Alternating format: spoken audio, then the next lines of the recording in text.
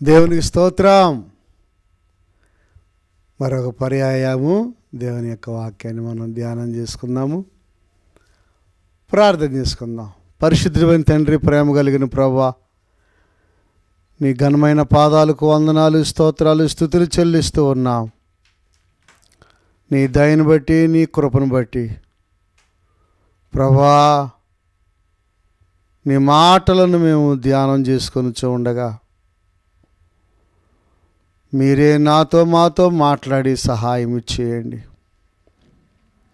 మీరు పుట్టిన సందర్భముగా ఈ నెలంతయు నాయనా క్రిస్మస్ సందేశాలు ప్రభా ఇవ్వడానికి మీరు కృప చూపిస్తున్నారు. మీకు వందనాలు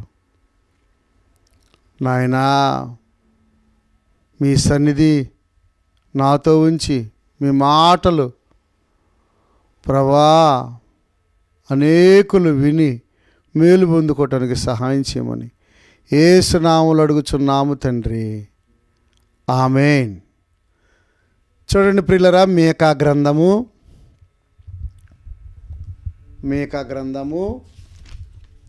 5వ అధ్యాయము 2వ వచనం. బెత్లెహేము ఎఫ్రాతా, యోదావారి కుటుంబములో నీవు స్వల్ప గ్రామమైనను నా కొరకు ఇశ్రాయేలీలను ఏలబోవాడు నీలో నుండి వచ్చును. ఎక్కడి నుంచి వస్తాడు యేసయ్య? ఇశ్రాయేలీలలో యోదావారి కుటుంబములో నుండి. యెరూషలేము ప్రాంతము దేవుడు ఎన్నుకున్న ప్రాంతము. ఆసియా ఖండములో సెంటర్లో ఉంటుంది ఈ పాయింట్. ప్రియులరా, మెయిన్ దేవుడు ఇశ్రాయేల్ దేశముని ఎన్నుకున్నాడు. తండ్రి ఎన్నుకోవాలి కదా, తన యొక్క సువార్త ప్రకటించబడాలంటే, తన ప్లాను మనుషుల మధ్య అభివృద్ధి చెందాలంటే ఒక దేశాన్ని ఎన్నుకోవాలి కదా. ఇశ్రాయేలు దేశాన్ని ఎన్నుకున్నాడు. యాకోబును దేవుడు ప్రేమించాడు, ఏశావును ద్వేషించాడు. ఎందుకు యాకోబుని దేవుడు ప్రేమించాలి? యాకోబు గుడార నివాసి, ఏశావు అరణ్య నివాసి. ఎప్పుడు ఆటాడతా, ఎప్పుడు మరి భోజనం ప్రియుడనమాట ఏశావు. ప్రియులరా, అరణ్యములో అడవుల్లో ఆటాడుతూ ఉంటాడు, చంపుకొని జంతువుల్ని. ఏమండి, అలాగ నాకు దేవుని భయం లేదు, ఒక అడవి మనిషిలాగా, అడవి స్వభావం. కానీ యాకోబు అయితే గుడార నివాసి. గుడార నివాసి అంటే తల్లిదండ్రులను గౌరవిస్తూ, తల్లిదండ్రులను ప్రేమిస్తూ, తల్లిదండ్రులు చెప్పు చేతల్లో మరి చక్కగా ఉంటూ, ప్రార్థన చేసుకుంటూ, ఏమండి దేవుని యందు భయభక్తులు కలిగి జీవిస్తూ ఉండేవాడు. అందుకే యాకోబుని ఎన్నుకున్నాడు దేవుడు. యాకోబులో నుండి 12 మంది గోత్రికులు. ఆ 12 గోత్రికుల్లో ప్రియులరా యోధా దేవుడు ఏర్పాటు చేసుకున్నాడు. యూదులలో నుండి యేసుక్రీస్తు ప్రభువారు వచ్చినారు. దేవుడు ఆ జనాంగాన్ని ఎన్నుకున్నాడు. ఆ జనాంగాన్ని దేవుడు ఎన్నుకున్నాడు. ఆ యూదుల ద్వారా ధర్మశాస్త్రం వచ్చింది, ఆ యూదుల ద్వారా పాత నిబంధన, ఆ యూదుల ద్వారా క్రొత్త నిబంధన. ఏమండి, గమనించండి ప్రియులరా, దేవుని చేత ఎన్నుకోబడిన ప్రజలు, యాజకత్వం, సేవాతత్వము, మందిరం పరిచర్య, మందిరంలో సేవ చేసే విధానము. కనుక దేవుడు మాట్లాడుచున్నాడు. బెత్లెహేము ఎఫ్రాతా, యోదావారి కుటుంబములో నీవు స్వల్ప గ్రామమైనను, చిన్న గ్రామము. ఆ బెత్లెహేము చిన్న గ్రామము, స్వల్పమైనది. పేరు లేనిది, ఎన్నిక చేయబడనిది. ప్రభునందు ప్రియదేవుని పిల్లరా, మా పట్టణము కాదది, పల్లెటూరు, చిన్న గ్రామము. నువ్వు చిన్నవాడిగా ఉండవచ్చు. దావీదు చిన్నవాడే, బెత్లెహేము వాస్తవ్యుడే. ఏమండి, దావీదు కూడా యెరూషలేము పట్టణంలో బెత్లెహేములో నివాసి. యెషయా దావీదు తండ్రి, తన తండ్రి ఓబేదు, అలా అలా అలా రూతు వంశము. చూసారా ప్రియులరా? గమనించండి. బోయాజునందు అలా అలా అలాగా ప్రభునందు ప్రియదేవుని పిల్లరా ఆయన జన్మించినాడు. గమనించండి ప్రియులరా. అలా అలా పైకి వెళ్తే రాహాబు అనే వేశ్య, సల్మాను. చూడండి ప్రియులరా, చరిత్ర పురుషుడు. ఎంత ఘోరపాపినైనా క్షమించటానికి నేను సిద్ధంగా ఉన్నాను అని చెప్పటానికి ఆయన ప్రణాళిక. రాహాబు అనే వేశ్య తన మనసు మార్చుకుంది. గుండె పగిలినంతగా ఏడ్చి యోధా వారికి సరెండర్ అయిపోయింది. చూడండి ప్రియులరా, గమనించండి. మనసు మార్చుకుంది. నువ్వు కూడా మనసు మార్చుకుంటే ఎంత ఘోరపాపమైనా యేసయ్య జాబితాలోకి నువ్వు చేరతావు. యేసయ్య జాబితాలోకి నువ్వు కూడా వరుస క్రమంలో నువ్వు కూడా నీ పేరు కూడా వ్రాయబడుద్ది. నువ్వు ఎట్లాంటి వాడువో, ఎలాంటి పనులు చేసావో అదంతా దేవుడు కొట్టేస్తాడు. అంత ఘోరపాపినైనా క్షమిస్తానని దేవుడు సెలవిస్తున్నాడు కదా. నువ్వు ఆయన దగ్గరికి రావటం ఆలస్యము. సిలువలో దొంగ ఎంత ఘోరపాపి అయినా సరే దేవుడు ఆయన్ని క్షమించలేదా? ఆ సిలువలో దొంగనే, ఇన్ని పనులు చేసావు, ఇప్పుడు ప్రభువుని నమ్ముకుంటావు, ఇప్పుడు నన్ను నమ్ముకుంటావా? నోరు మూసుకో అని అన్నాడా యేసయ్య? నా యొద్దకు వచ్చు వారిని నేను ఎంత మాత్రము త్రోసివేయను. ఆయన వద్దకు రాకోకుండా ఎన్నో వేషాలు నేరాలు ఘోరాలు చేసావు. ఇప్పుడు వచ్చిన తర్వాత కూడా వేషాలు నేరాలు ఘోరాలు చేస్తే క్షమిస్తాడా దేవుడు? సమయానికి రావు ప్రార్థనకి, పోట్లాట్లు, గొడవలు, అసూయ, నేత్రాశ, శరీరాశ, జీవడము ప్రభువుని నెరకముందైతే చేసావు. ప్రభువుని ఎరిగిన తర్వాత కూడా నీ జీవితం మార్చుకోకపోతే క్షమిస్తాడా దేవుడు? కనుక దావీదు పుట్టిన స్థలం కూడా బెత్లెహేమే. బెత్లెహేం వాడే. యేసుప్రభువు వారు బెత్లెహేం వాడే. చూసారా పట్టణాలు ఎంత ప్రాముఖ్యమైనవో. రొట్టెల గృహం బెత్లెహేం అనగా రొట్టెల గృహము. దేవుని పట్టణం అది. దేవుని దృష్టిలో ఉన్న పట్టణము. ఆ చుట్టుపక్కల ఉన్న ప్రాంతాలు, చుట్టుపక్కల ఉన్న సిరియా, లెబనోను, జోర్డాను, ఇంకా టర్కీ, ఇంకా చుట్టుపక్కల ఈజిప్టు, అనేకమైన ప్రాంతాలు ఉన్నాయి. కానీ దేవుడు ఎన్నుకొన్న ప్రాంతము యెరూషలేము, ఇజ్రాయేల్ దేశం. ప్రియులారా, వారి నిమిత్తము యేసుప్రభువు వారు రాబోచు ఉన్నాడు. వారిని రక్షిస్తాడు, వారిని కాపాడుతాడు, వారికి తోడుగా ఉంటాడు. ప్రభునందు ప్రియ దేవుని పిల్లల శత్రువులు ఎంతగా ఆ ప్రాంతాన్ని ప్రపంచ పటంలో లేకుండా చేయాలని ఎలాంటి రంకెలేసినా అలా రంకెలేసిన వాళ్ళు వాళ్ళే లేరు భూమి మీద. నాకు విరోధముగా రూపించబడిన ఏ ఆయుధము వర్ధిల్లదు. దేవుని బిడ్డలకు, యూదులకు, క్రీస్తుని ఎరిగిన బిడ్డలకు, ప్రభునందు ప్రియ దేవుని పిల్లరా, బాప్తిసం తీసుకుని నీతిగా యథార్థంగా బ్రతుకున్న వారి మీదకి ఎవరైనా సరే ఎలాంటి ప్రగల్భాలు పలికినా దేవుడు వారి నోరులన్నీ ఏం చేస్తాడు? ముయించేస్తాడు. వారి స్థితి ఎలా ఉంటుందో చివరాఖరికి దిక్కుండదు వారికి. అలాంటి స్థితిలోకి వెళ్ళిపోతారు. సోదరుడా, సోదరి, నీ భార్యను నువ్వు ప్రేమిస్తున్నావా? నీ భర్తనమ్మా నువ్వు ప్రేమిస్తున్నావా? నీ బిడ్డలను నువ్వు ప్రేమిస్తున్నావా? నీ తల్లిదండ్రులను నువ్వు ప్రేమిస్తున్నావా? నీ ఇరుగు పొరుగు వారిని నువ్వు ప్రేమిస్తున్నావా? నీ ఇష్టానుసారంగా నువ్వు జీవించినట్లయితే దేవుడు నిన్ను లెక్కడుగుతాడయ్యా. యోదయా, బెత్లెహేము చిన్న కుగ్రామము, అలాంటి గ్రామాన్ని దేవుడు ఎన్నుకున్నాడంటే ఎంత గొప్ప సంగతి. నువ్వు చిన్నవాడివే.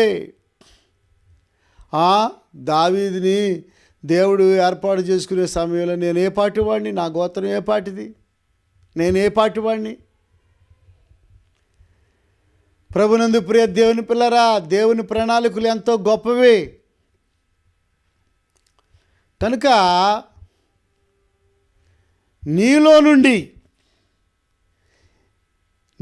నుండి నీవు స్వల్ప గ్రామమైనను యోదావారి కుటుంబములో, ఆ కుటుంబము దేవుని కుటుంబం అవ్వాలి. దేవుని కుటుంబం అవ్వాలి. నీ కుటుంబముగా నీ సొంత జ్ఞానంతో నీవు కట్టుకోవాలనుకున్నా ప్రయోజనం ఉండదు సహోదరుడా. నీ కుటుంబము అంతా కూడా కొర్నేలు కుటుంబం రక్షించబడినట్లుగా నీ కుటుంబం అంతా దేవునికి లోబడితే నీ కుటుంబంలో నుండి దేవుడు గొప్ప కార్యాలు చేయటానికి సిద్ధముగా ఉన్నాడు. స్వల్ప గ్రామమైనను, చిన్న గ్రామమైనను, పల్లెటూరైనను, చిన్న గ్రామమైనను దేవుడు ఏర్పాటు చేసుకుంటే, దేవుని దృష్టిలో ఉన్నట్లయితే నువ్వు గొప్పవాడివి అవుతావు. సహోదరుడా, సహోదరి, మాది చిన్న పల్లెటూరు, చిన్న గ్రామం శోభనాపురం, కృష్ణా జిల్లా, ఇప్పుడు ఎన్టీఆర్ జిల్లా అయింది కదా. చిన్న గ్రామం.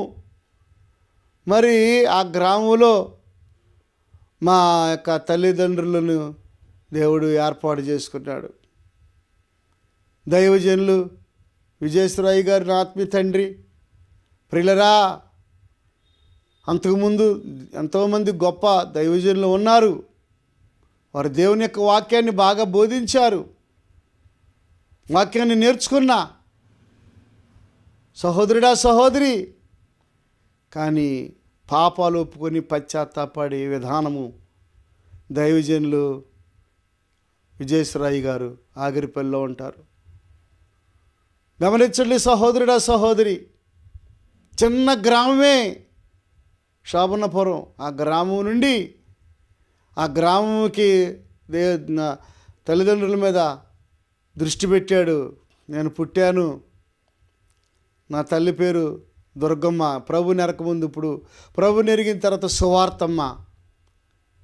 ఆ తల్లి పాత్ర కూడా ఉంది. ప్రభునందు ప్రియ దేవుని బిడ్డలారా, నాకు ఒక ముందే ఎంతో కన్నీటితో ప్రార్థన చేసేది మా తల్లి.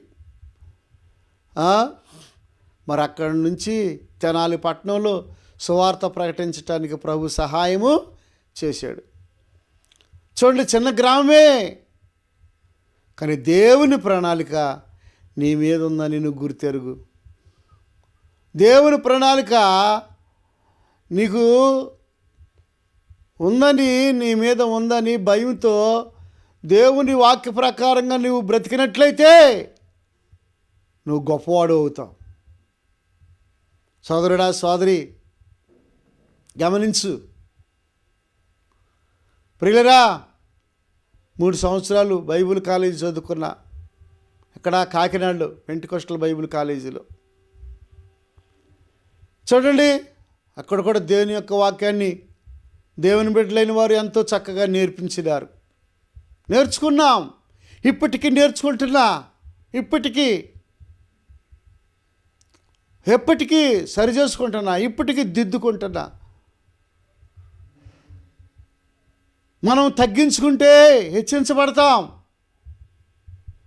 ప్రియులరా, స్వల్ప గ్రామము నుండి వచ్చినానండి. చిన్న గ్రామము, పల్లెటూరు, చుట్టిల్లు.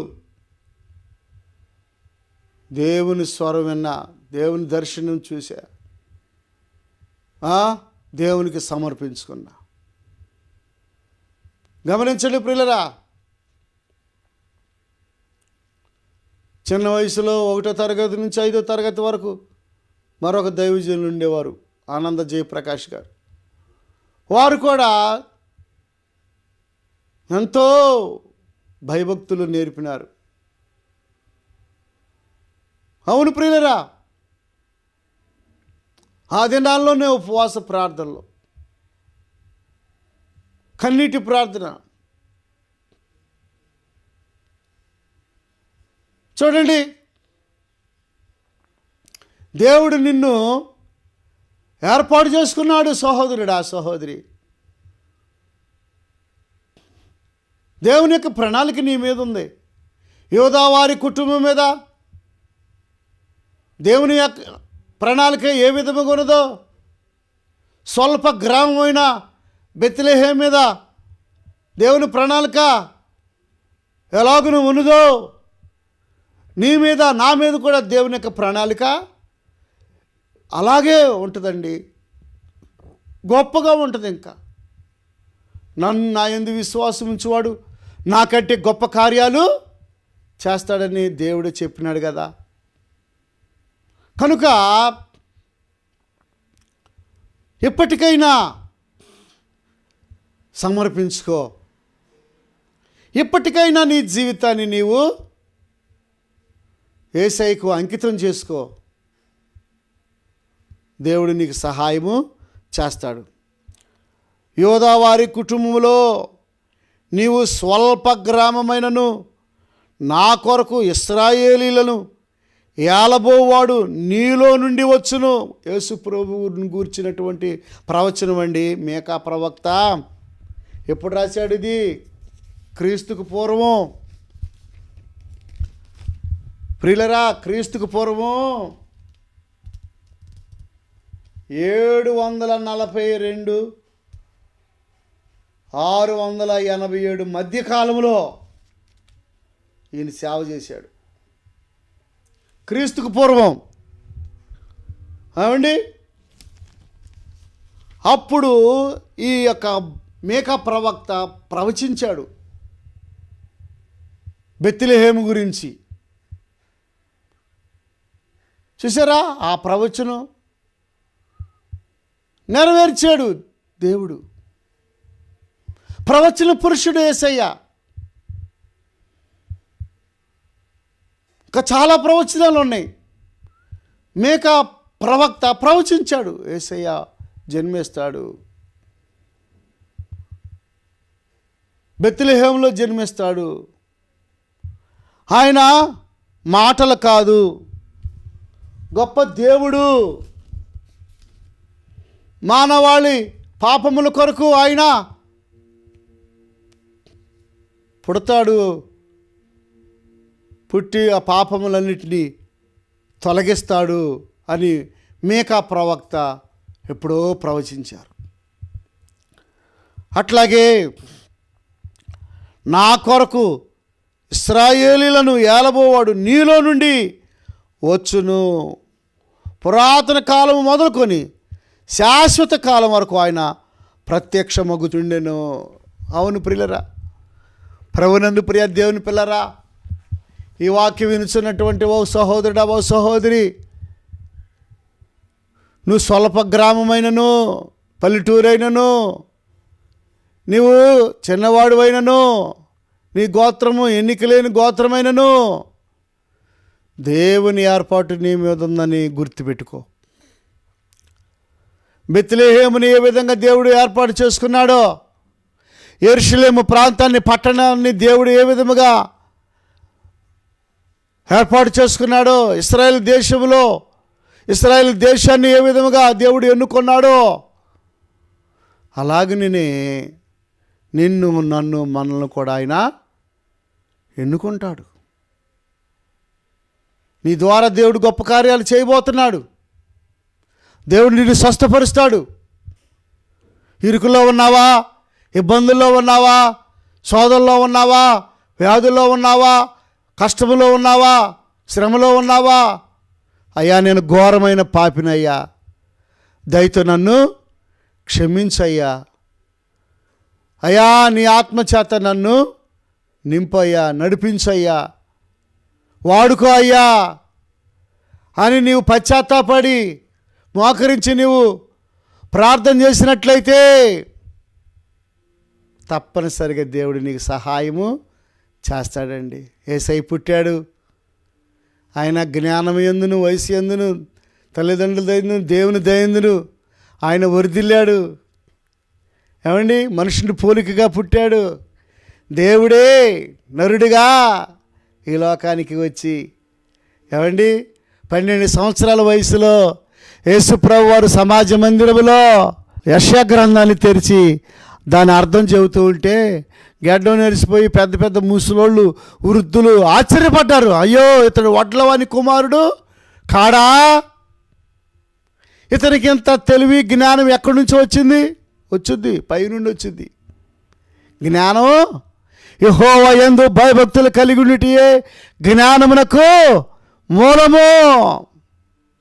దేవుని యందు భయభక్తులు కలిగి ఉంటే ఆ జ్ఞానాన్ని ఎలా కుటుంబాన్ని కట్టుకోవాలో, ఎలా వాక్యం చెప్పాలో, ఎలా ప్రార్థన చేయాలో, ఎలా సేవ చేయాలో, ఎలాగనా సంఘాన్ని కట్టాలో దేవుడు జ్ఞానం ఇస్తాడు. సహోదరుడా, సహోదరి, అవును,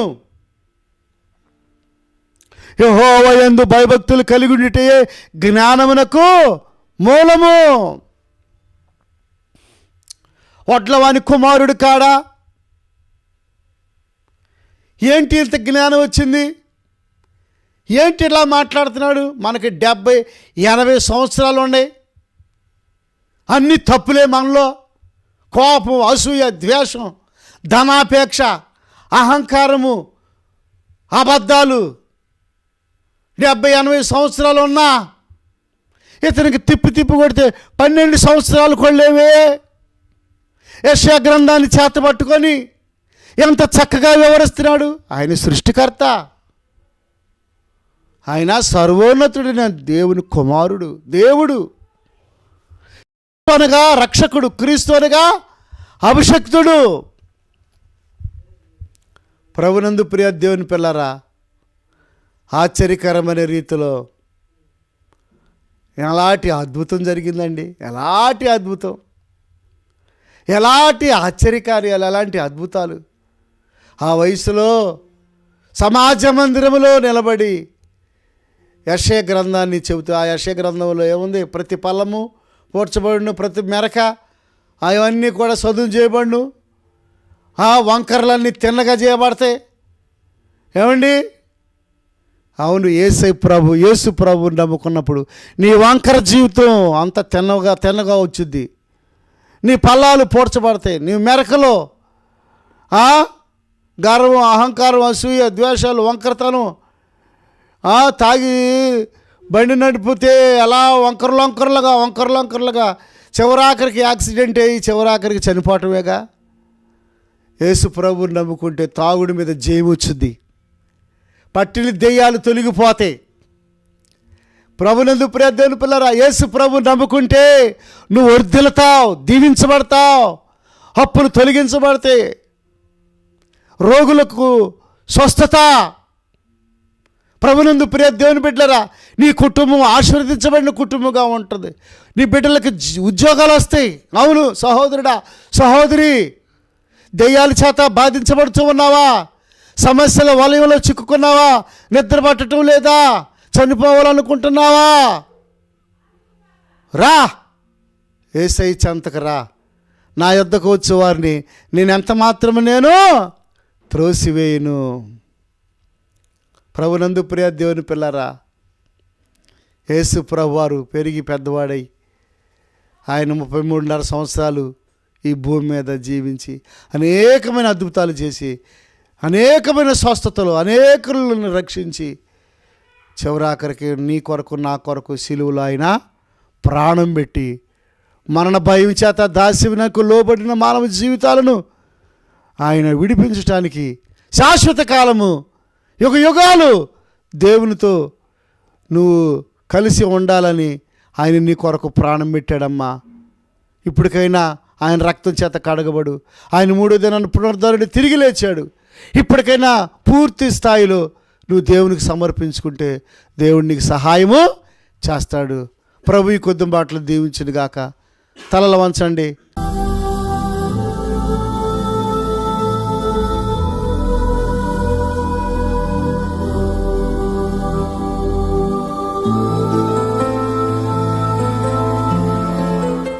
పరిశుద్ధుడైన తండ్రి, ప్రేమ కలిగిన ప్రభువా, ఎంత మంచి దేవుడు నాయన, ఎంత గొప్ప దేవుడు అయ్యా.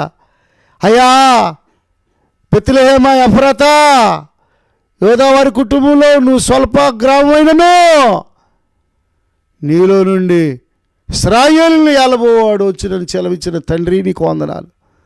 అతని రాజు యుగ యుగాలు ఉంటుందని సెలవిచ్చిన దేవుడా, మేక ప్రవక్త ద్వారా మంచి మాటలు మాకు వినిపింపజేసినందుకు మీ స్తోత్రాలు చెల్లిస్తూ ఉన్నాం. ప్రభా, ఈ మాటలకు మీరు ముద్ర వేసి అయ్యా మా కుటుంబాలు చిన్న కుటుంబాలైనా ప్రభా నీ కృపను బట్టి నైనా మీరు అభివృద్ధి చేస్తున్నందుకు మీకు వందనాలు చెల్లిస్తూ ఈ సేవను మీరు కట్టి ఫలింపచి షీలో ఎవాంజలికల్ ఫెలోషిప్ ఆశీర్వదించి సహవాసాన్ని విస్తరింపచి ప్రతి ఆదివారం 10 గంటలకు డొంక రోడ్లో 5th డొంక రోడ్లో ప్రభా కూటం జరుగుతుండగా అనేకులు రావడానికి సహాయం చేయండి. మీరే మహిమ ఘనత ప్రభావములు మీకు ఆరోపించుకోండి. యేసు నామములో అడుగుచున్నాము తండ్రి, ఆమేన్. తండ్రి ప్రేమ, కుమారుని కృప, పరిశుద్ధాత్మ సహాయం కూడిన మనకు సకల పరిశుద్ధులకు సదాకాలం తోడైయుండునుగాక. ఆమేన్. God bless you. దేవుడు మిమ్మల్ని దీవించునుగాక.